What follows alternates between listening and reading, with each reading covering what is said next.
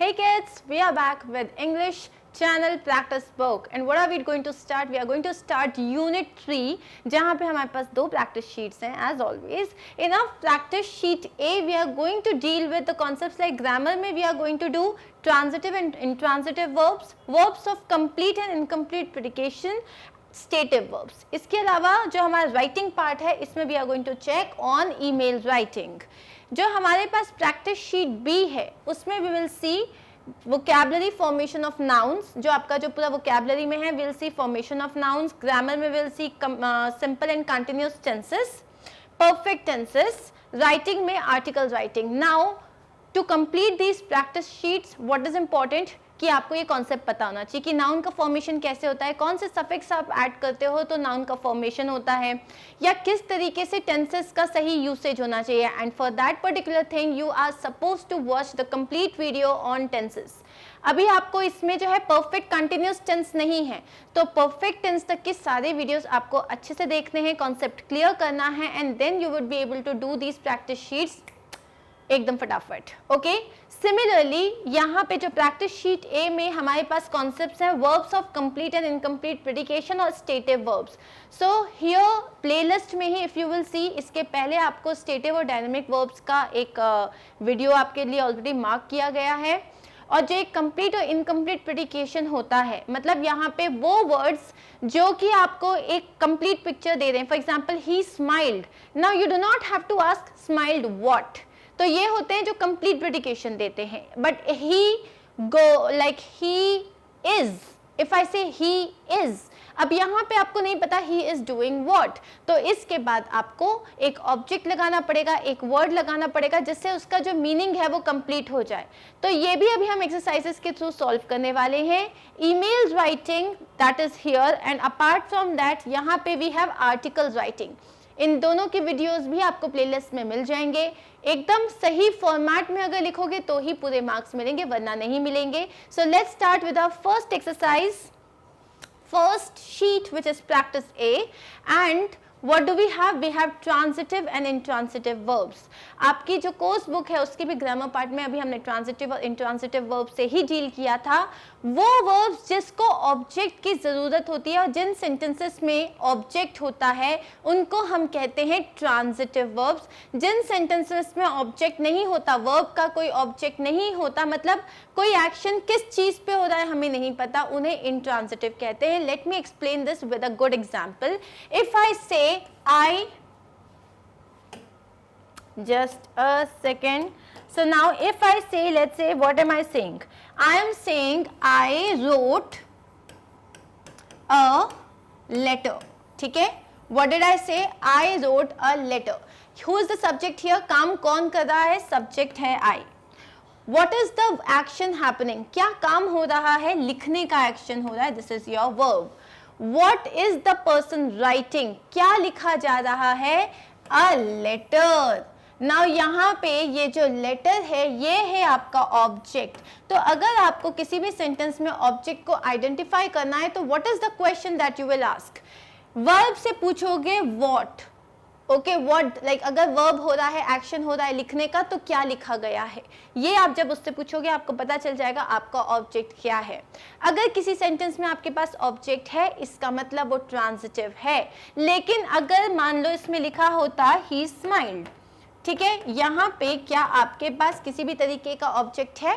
नहीं है. ये आपका सब्जेक्ट है और ये वर्ब है. वो स्माइल कर रहा है. स्माइल क्या, स्माइल क्या नहीं पता. सो इसीलिए ये हो गया आपका एक इंट्रांजिटिव वर्ब. स्माइल क्या हो गया? एक इंट्रांजिटिव वर्ब हो गया. तो अब हम यहाँ पे समझ चुके हैं ट्रांजिटिव और इंट्रांजिटिव वर्ब्स क्या होते हैं. डिटेल डिस्कशन के लिए आप वीडियो को देख सकते हो. A verb that does not need an object उसको बोलते हैं इंट्रांजिटिव वर्ब. और an intransitive verb also shows a state of being. जो स्टेटिव वर्ब्स भी कहा जाता है उनको, जैसे कि गो, लाई, थिंक और स्मेल, ये सारे जो वर्ब्स होते हैं ये बेसिकली आपके इंट्रांजिटिव वर्ब्स होते हैं. Identify the underline verbs as transitive और इंट्रांजिटिव. अब अगर एक बार आप वो वीडियो अच्छे से देख चुके हो उसके बाद अब आप ये सारे क्वेश्चंस करोगे. Now this is going to be literally easy. So I painted the picture the way I had imagined it. ये क्वेश्चन आपकी बुक में है, आपकी बुक में एक्चुअली मार्क किया ही नहीं हुआ है, अंडरलाइन किया ही नहीं हुआ है मेजर बुक्स में, but it's okay. Now if you will see the first verb, आपका पहला वर्ब है यहाँ पे painted, I painted. Now the question ask yourself, क्या पेंट किया? So you will get the answer the picture. तो यहाँ पे तुम्हें पता चल रहा है that do you have an object? Yes we do have an object. तो यहाँ पे ये क्या हो गया, ट्रांजिटिव या इंट्रांजिटिव? ये हो गया ट्रांजिटिव। अब the way I had imagined, ये एक और वर्ब है। सपोज आपको ये वर्ब अंडरलाइन किया गया होता, the way I have imagined, imagined what? Imagined it. तो ये भी क्या है आपका ट्रांजिटिव, ठीक है। Next is the test was difficult. अब हम किसके बारे में बात कर रहे हैं? सब्जेक्ट है आपका test. How was the test? It was difficult. Now आपके पास एक वर्ब है यहाँ पे which is a linking verb, जहां पे आपको लिंकिंग वर्ब मतलब क्या होता है, जो सब्जेक्ट को सब्जेक्ट कॉम्प्लीमेंट के साथ ऐड करता है। मतलब क्या हुआ, आप बस यहाँ सब्जेक्ट के बारे में कुछ एक्स्ट्रा इंफॉर्मेशन दे दो। टेस्ट कैसा था? टेस्ट डिफिकल्ट था। यहाँ पे कोई एक्शन नहीं हो रहा है, तो यहाँ पे there is no transitive, like we do not have an object, तो ये क्या हो गया, इंट्रांजिटिव हो गया। ये clear? Whoever thought of that idea is brilliant. जिसने भी उस आइडिया के बारे में सोचा वो ब्रिलियंट है। Now here, जिसने भी सोचा, काम क्या हुआ है? सोचने का काम हुआ है। Think, think what? क्या सोचा? Of that idea. तो ये क्या हो गया आपका? ऑब्जेक्ट हो गया। तो ये क्या हो गया? अगेन ट्रांजिटिव हो गया। Clear? Our teamwork satisfied the coach. हमारा जो टीम वर्क था उससे जो हमारे कोच थे वो सेटिस्फाई हुए। क्या काम हो रहा है यहाँ पे? सेटिस्फाई होने का काम हो रहा है। Satisfy what?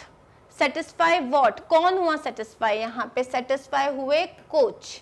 क्लियर? तो ऑब्जेक्ट क्या हो गए? कोच। Satisfied what? ये सेटिस्फाई होने का एक्शन किस पे आके गिरा? कोच पे आके गिरा। तो यहीं पे हो गए, ये हमारे क्या हो गए? ऑब्जेक्ट हो गए। ये हो गया आपका ट्रांजिटिव, क्योंकि हमारे पास यहाँ पे एक ऑब्जेक्ट है।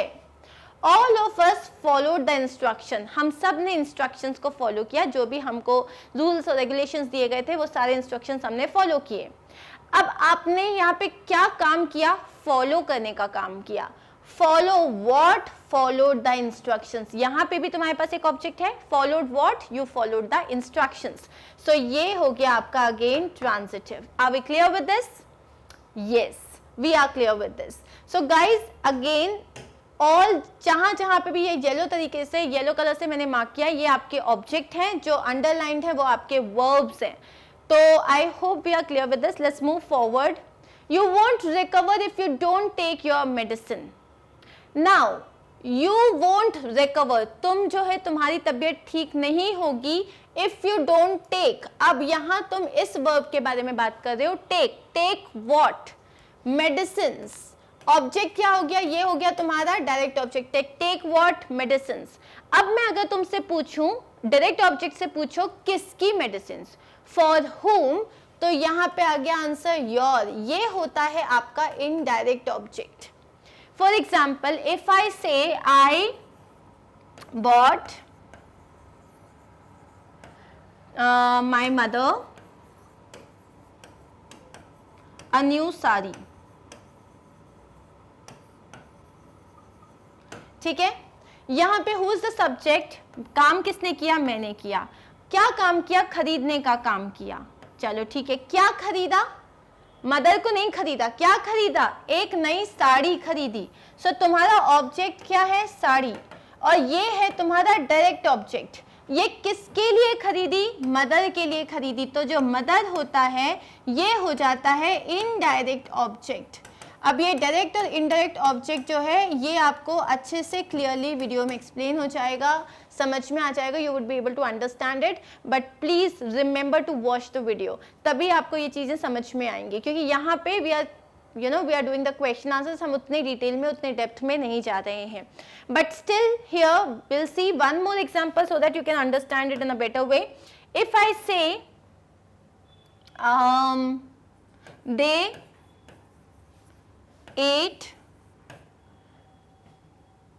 they ate your ice cream, okay, they at your ice cream. अब यहाँ पे नहीं, ये वाला एग्जाम्पल नहीं लेते, हम एक और एग्जाम्पल लेते हैं, दे एट आइसक्रीम। अगर मैं सिंपली लिखूं दे एट आइसक्रीम, तो यहाँ पे कैन यू टेल मी कि who is the subject? Subject है दे। क्या वर्ब एक्शन हो रहा है? खाने का एक्शन हो रहा है। क्या खाया गया है? What did they eat? They eight ice cream. तो यहाँ पे ये क्या हो गया तुम्हारा ऑब्जेक्ट, या तुम इसे डायरेक्ट ऑब्जेक्ट कर लो कि उन लोग ने आइसक्रीम खाई।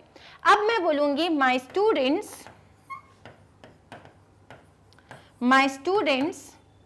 bought me a flower। मेरे स्टूडेंट्स मेरे लिए एक फ्लावर लाए। अब यहाँ पे मैं किन की बात कर रही हूँ? स्टूडेंट्स की। ये हो गया सब्जेक्ट। काम क्या हुआ? खरीदने का काम हुआ, वर्ब। क्या खरीदा गया? एक फ्लावर खरीदा गया, ये है डायरेक्ट ऑब्जेक्ट। किसके लिए खरीदा गया? मेरे लिए खरीदा गया, ये हो गया इनडायरेक्ट ऑब्जेक्ट।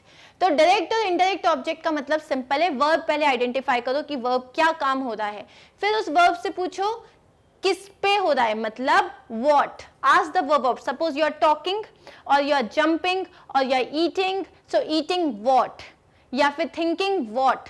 तो क्वेश्चन करो व्हाट, उससे तुम्हें पता चल जाएगा तुम्हारा डायरेक्ट ऑब्जेक्ट क्या है। और डायरेक्ट ऑब्जेक्ट से पूछो किसके लिए, फॉर हुम, उससे तुम्हें पता चल जाएगा इनडायरेक्ट ऑब्जेक्ट क्या है। ठीक है, तो अब हम इन क्वेश्चंस पे आते हैं। You won't recover if you don't take your medicine.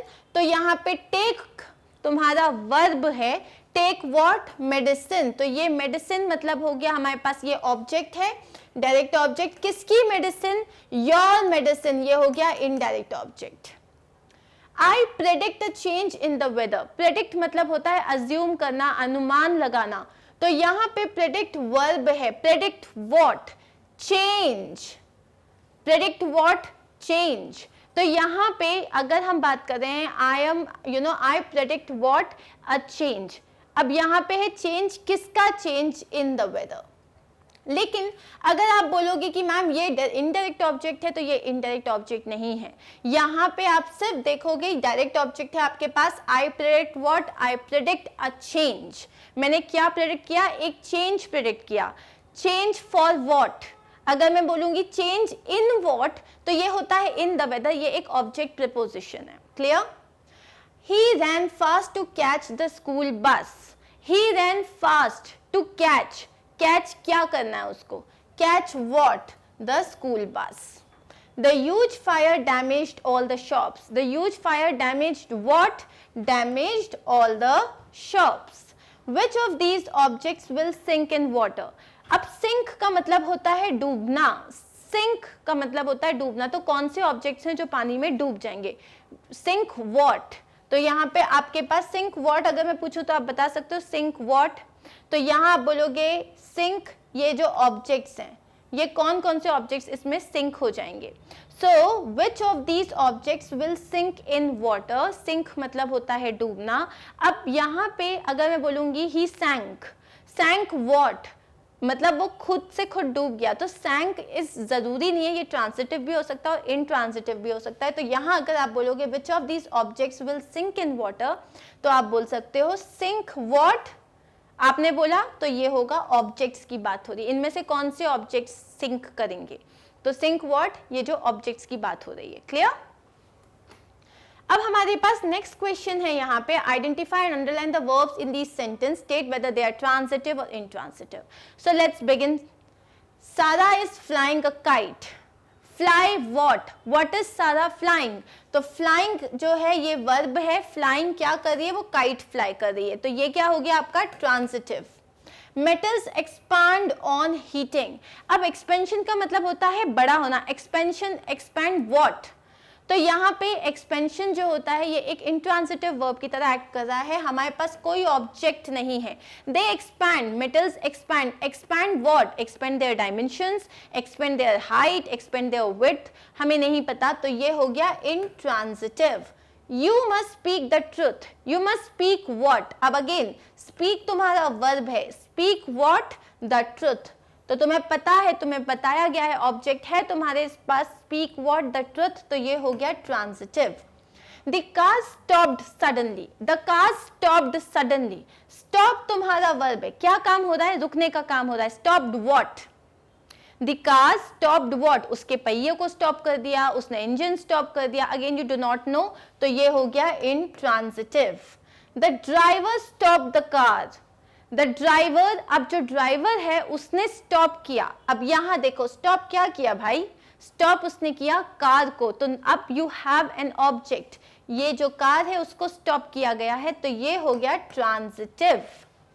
Suresh lives a disciplined life, अब सुरेश जो है एक डिसिप्लिन्ड लाइफ जी रहा है, तो जीता है, लिव ये है वर्ब, हमारा एक्शन क्या हो रहा है, जीने का काम हो रहा है, जीता क्या है, एक डिसिप्लिन्ड लाइफ, तो यहाँ पे भी तुम्हारे पास एक ऑब्जेक्ट है, what is he living, he is living a disciplined life, and that's why this is transitive, and these are our answers.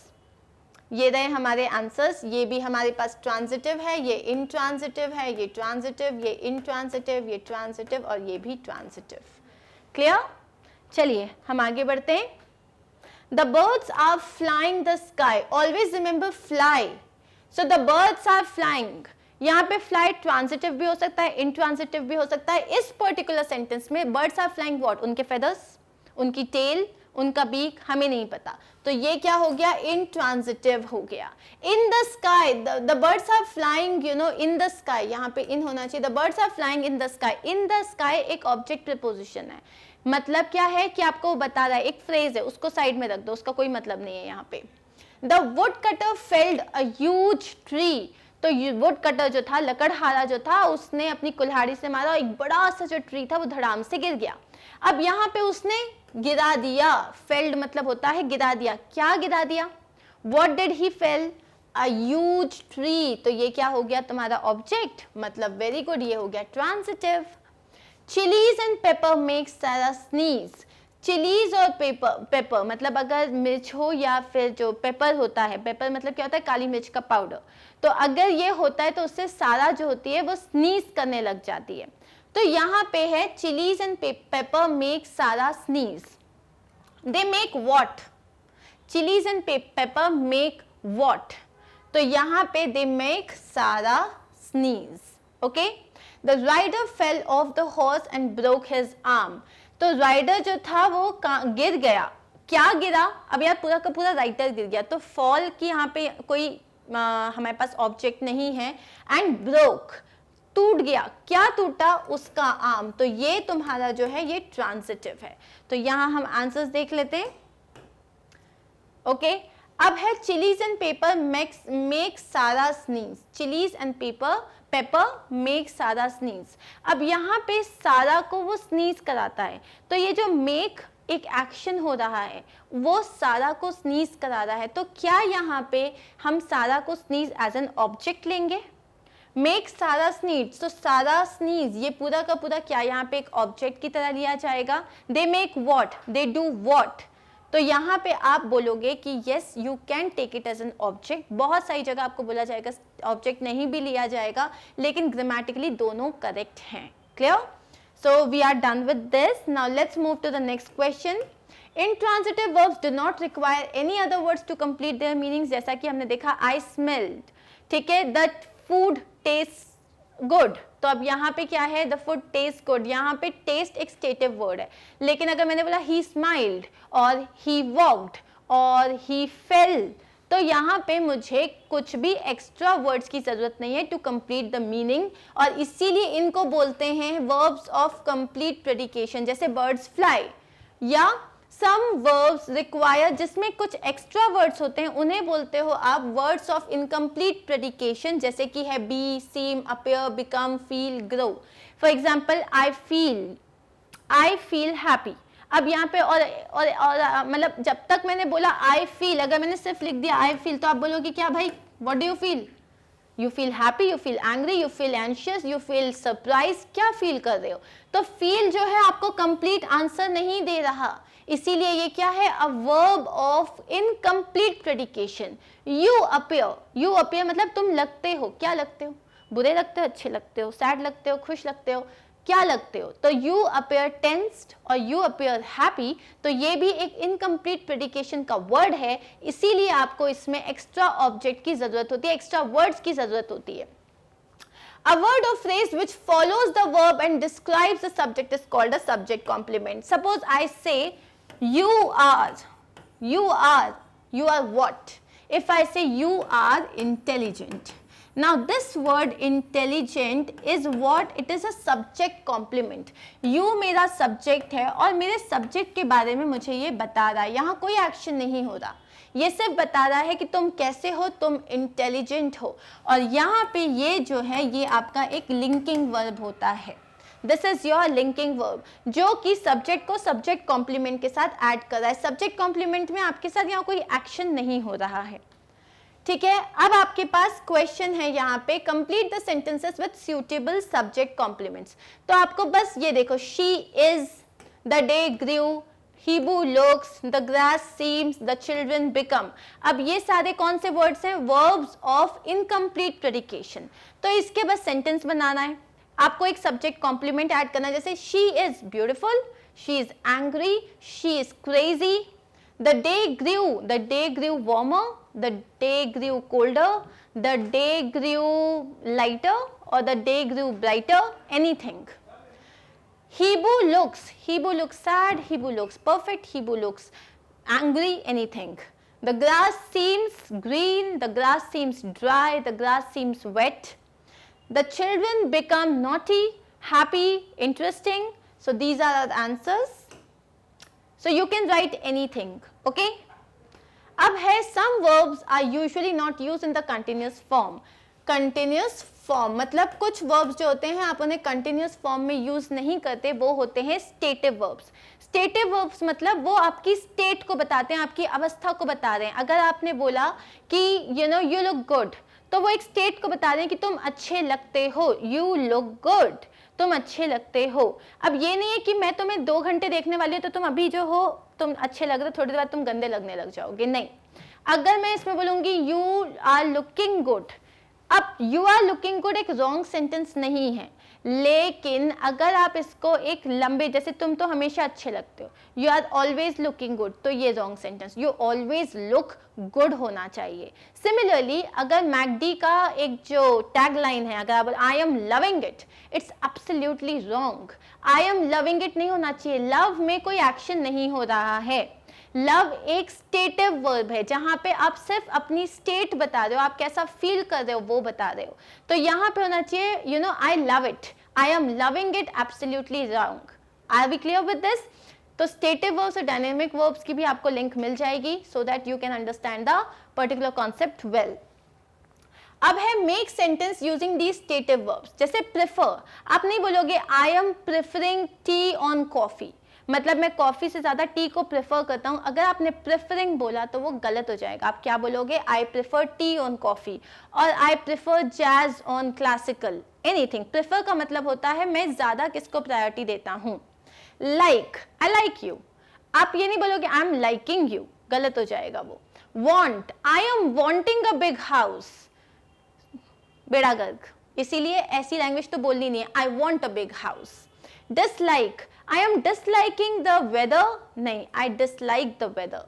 Taste, it is tasting good, अगर आप tasting good बोल रहे हो इसका मतलब आप उसको खा के देख रहे हो, मतलब जहाँ पे आप जब tasting good मतलब चखना होता है। tasting अगर आप किसी चीज को कर रहे हो मतलब आप चख रहे हो, लेकिन अगर वो स्वादिष्ट लग रहा है तो आप बोलोगे tastes good, ओके, उसका स्वाद अच्छा है तो आप बोलोगे taste good।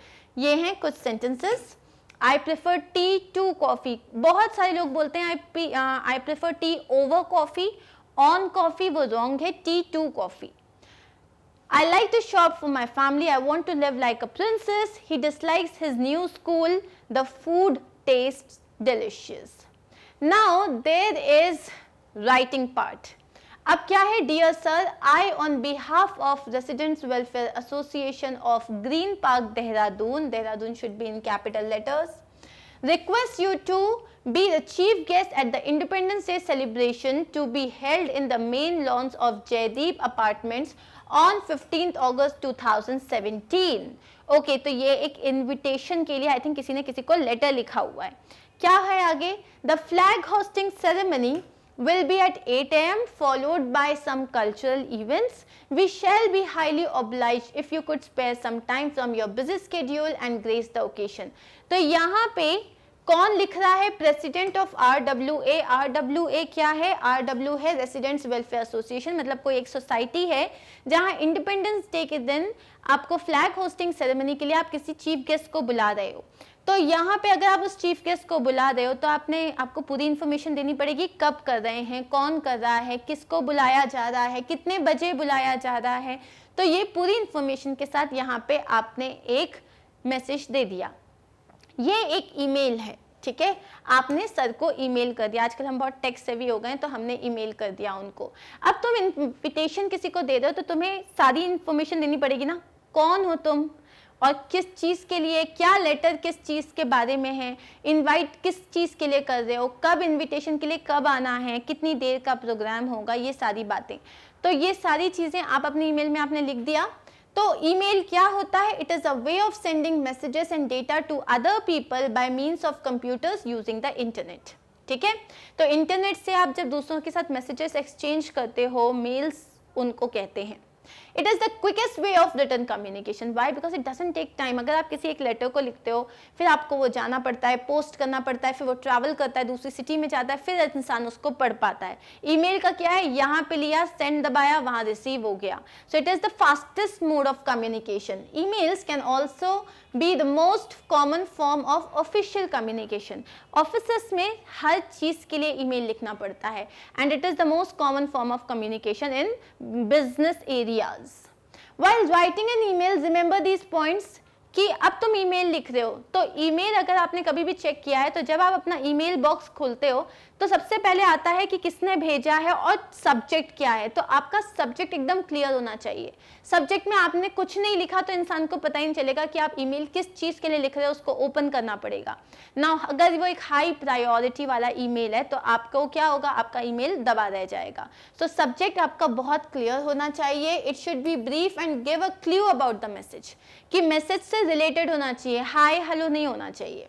Use clear and simple language, keep the tone formal, do not use short forms. अब यहाँ पे क्या बोला जा रहा है कि एकदम आपकी लैंग्वेज क्लियर होनी चाहिए, सिंपल होनी चाहिए. एकदम आपने बहुत ही भारी भरकम लैंग्वेज यूज कर ली, सामने वाले को समझ ही नहीं आई तो फिर क्या मतलब है. और आप एक ईमेल लिख रहे हो, फॉर्मल ईमेल लिख रहे हो तो आपकी लैंग्वेज भी फॉर्मल होनी चाहिए. और शॉर्ट फॉर्म हम यूज नहीं करेंगे क्योंकि हमें नहीं पता सामने वाले को वो शॉर्ट फॉर्म पता है या नहीं पता है. On behalf of your class, write an email to your science teacher requesting her to take the class on a field trip to the science center. Use the email format given below. अब आपको जो email format दिया है उसी format से आपको क्या लिखना है? एक ईमेल लिखना है अपनी साइंस टीचर को कि मैम हम लोगों को साइंस सेंटर लेके चलो. अब अगर आप लेके जाने के लिए बोल रहे हो तो आप ऐसे तो नहीं बोलोगे ना मेरा बहुत मन कर रहा है चलो मुझे लेके चलो. आपको प्रॉपर इन्फॉर्मेशन देनी पड़ेगी. आप कौन, कहाँ जाना है, क्यों जाना है, क्या फ़ायदे होंगे. तो mention why you want to go for the field trip and how it will help you. किस तरीके से ये जो फील्ड ट्रिप होगा ये आपको बहुत ज़्यादा हेल्प करेगा. Include the day and time. कब जाने वाले हो, कौन से दिन, किस टाइम पे जाने वाले हो. When you think the class can go on the field trip. Okay. अब ये जो है ये आपको फॉर्मेट दिया है. सबसे पहले 2 में आपको उनका ईमेल एड्रेस लिखना पड़ेगा. ईमेल एड्रेस लिखने के लिए आप XYZ भी लिख सकते हो, @gmail.com, hotmail.com, anymail.com, लेकिन @ आना ज़रूरी है, .com आना ज़रूरी है. फिर CC, अगर आप चाहते हो कि इसका कार्बन कॉपी, मतलब CC का मतलब होता है जो आपने एक मेल जिस इंसान को भेजा उसके साथ आप बहुत सारे लोगों को ये मेल भेज सकते हो. लेकिन जिन लोगों को भी आप मेल भेजोगे इस आदमी को पता रहेगा कि आपने इन सबको मेल भेजा है और इन लोगों को पता रहेगा कि इस आदमी को मेल भेजा गया है. BCC का मतलब होता है ब्लाइंड कार्बन कॉपी. इसका मतलब अगर मान लो ये मेल आपने किया मुझे swati.vadlamani@gmail.com, सपोज आपने ये मेल मुझे किया तो और मुझे BCC में डाल दिया तो ये मेल मुझे तो मिलेगा लेकिन मुझे ये नहीं, इन लोगों को नहीं पता चलेगा कि आपने मुझे भी किया. ये क्या होता है? ये एक हिडन मेल होता है. मतलब आप ब्लाइंड कार्बन कॉपी, मतलब किसी को नहीं पता चलेगा यहाँ आपने किस किस को भेजा है. क्लियर. इसके बाद आप सब्जेक्ट लिखोगे and then your entire mail. So now let's see किस तरीके से हम इस मेल को फॉर्म करने वाले हैं. 2 में आ गया scienceteacher@gmail.com, CC में हमने लिख दिया abcschool@gmail.com। सपोज आपने स्कूल के HR हेड को या आपने प्रिंसिपल को भी CC में लिख दिया, BCC में मैंने किसी को नहीं डाला है। सब्जेक्ट अब मैंने लिखा है request to organize a field trip to science museum. Exact point की बात हो रही है कि एक रिक्वेस्ट कर रही हूँ ऑर्गेनाइज करने के लिए एक फील्ड ट्रिप, कहाँ के लिए? साइंस म्यूजियम के लिए। अब आपने बोला रिस्पेक्टेड मैम, बिकॉज आप अपनी साइंस टीचर को कर रहे हो, respected ma'am we the students of class 9। सबसे पहले आप कौन हो? आप स्टूडेंट्स हो क्लास 9 के। We the students of class 9 would like to request you to organize a field trip to science museum। पहले आपने बता दिया कि आप इंट्रोडक्शन में कि आप कौन हो और आप ये मेल क्यों लिख रहे हो। We have recently learned about magnetism, electricity and also space। अभी जो रिसेंटली हमारी जो साइंस बुक है उसमें हमने क्या पढ़ा है? मैग्नेटिज्म के बारे में पढ़ा है, इलेक्ट्रिसिटी के बारे में पढ़ा है और स्पेस के बारे में भी पढ़ा है। Science museums inspire students to learn more about science, to be curious and explore, to tinker and to think scientifically।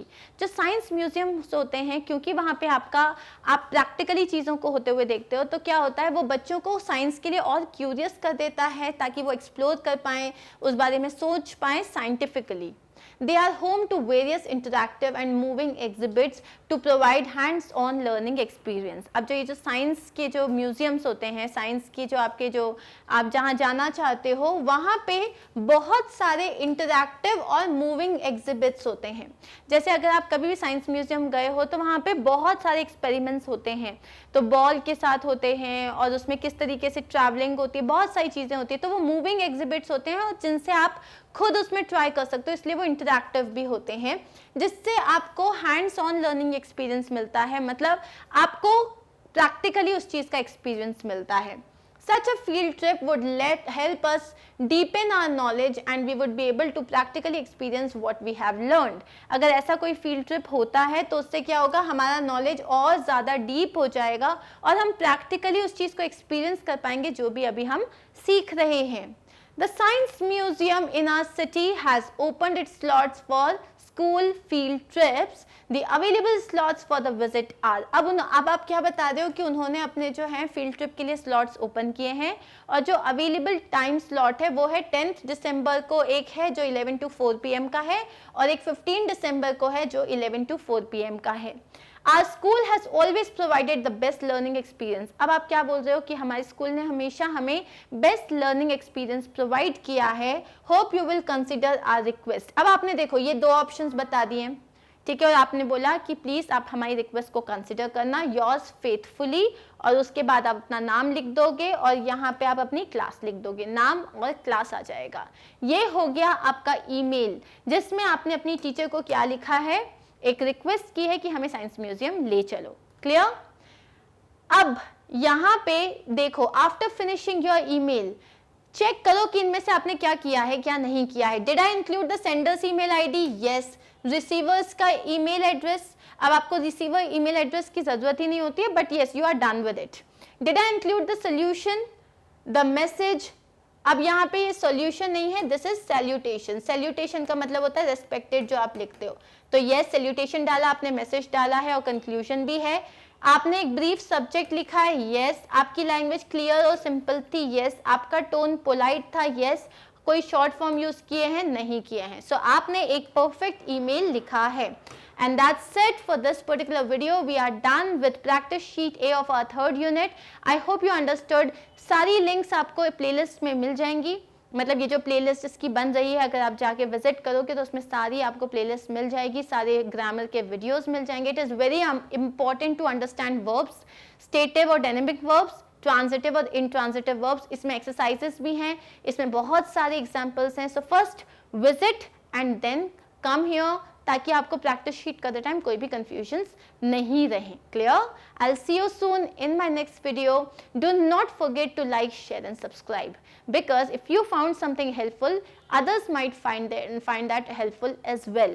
If in case you're not able to find our videos on YouTube with ease, you can always visit our website, which is magnetbrains.com.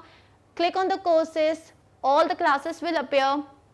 select the class, select the subject, select the topic, and your video will appear. That is it, guys. Stay tuned, stay with us. We are going to come up with a lot of videos जिसमें हम पूरी की पूरी book cover करने वाले हैं. Take care of yourselves. Bye bye.